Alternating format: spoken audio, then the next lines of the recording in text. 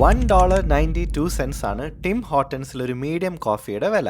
എന്നാൽ അതേ കാപ്പിക്ക് സ്റ്റാർബക്സിലെ $2.85 കൊടുക്കണം. അപ്പോൾ ഒബ്വിയസ്ലി നമ്മൾ കൺക്ലൂഡ് ചെയ്യും സ്റ്റാർബക്സ് കുറച്ച് റിച്ച് ആയിട്ടുള്ളവർക്കും ടിം ഹോട്ടൻസ് ഈ മിഡിൽ ക്ലാസ് ആളുകൾക്കും വേണ്ടിയിട്ടുള്ളതാണ്. പക്ഷെ ആക്ച്വലി റിച്ച് ആയിട്ടുള്ളവരാണ് ടിം ഹോട്ടൻസിൽ പോകുന്നത്. എന്നെ പോലത്തെ പാവപ്പെട്ട മിഡിൽ ക്ലാസ്സുകാർക്ക് വേണ്ടിയിട്ടുള്ളതാണ് സ്റ്റാർബക്സ്. അതിന്റെ ബാക്കിൽ ഒരു കണക്കുണ്ട്, ആ കണക്ക് ഞാൻ പറഞ്ഞു തരട്ടെ. സ്റ്റാർബക്സിൽ പോയിട്ട് നിങ്ങൾ ഒരു കോഫി ഓർഡർ ചെയ്യാം, എന്നിട്ട് അതേ വിസിറ്റിൽ തന്നെ if you ask for a refill അവർ ഫ്രീ ആയിട്ട് കോഫി റീഫിൽ ചെയ്ത് തരും. As an example, if you spend a whole day എന്നിട്ട് ഏകദേശം ഒരു 10ഓളം കോഫി റീഫിൽസ് എടുത്തിട്ടുണ്ടെങ്കിൽ ഒരു മീഡിയം കോഫിക്ക് വെറും 28 സെന്റേ ആവുന്നുള്ളൂ. And this applies to hot brewed coffee, iced coffee, നമ്മുടെ ഹോട്ട് ടീ അല്ലെങ്കിൽ iced tea, even latte or Frappuccino ആയപ്പോലും നമുക്കത് കിട്ടും. ടിം ഹോട്ടൻസിൽ റീഫിൽസ് കിട്ടില്ല. ഒരു 10 മീഡിയം കോഫി ഓർഡർ ചെയ്താൽ $19.20 ആവും. സ്റ്റാർബക്സിലെ എത്ര റീഫിൽസ് എടുത്താലും ഫസ്റ്റ് ഒറിജിനൽ ഡ്രിങ്കിന്റെ പ്രൈസ് മാത്രമേ നമുക്ക് കൊടുക്കേണ്ടതുള്ളൂ. ഈവൺ ഇഫ് കപ്പിന്റെ സൈസ് കൂടെ നോക്കിയാലും ടിം ഹോട്ടൻസിന്റെ കപ്പിന്റെ സൈസ് കുറച്ച് കോംപ്രമൈസ് ഉണ്ട് than Starbucks. To summarize, value for money നോക്കുന്ന,